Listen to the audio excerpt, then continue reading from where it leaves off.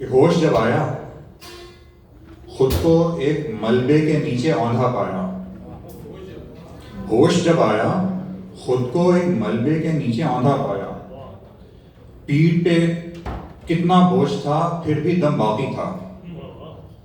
پتھر اینٹ نہ جانے کیا کیا ہاتھوں کو جگڑے بیٹھے تھے. ٹانگوں کا کچھ ہوش نہیں تھا.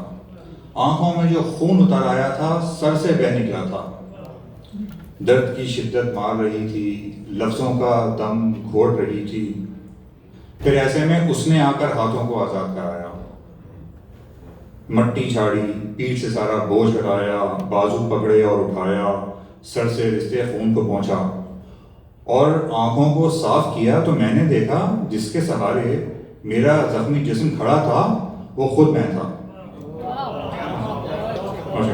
بہت شکریہ.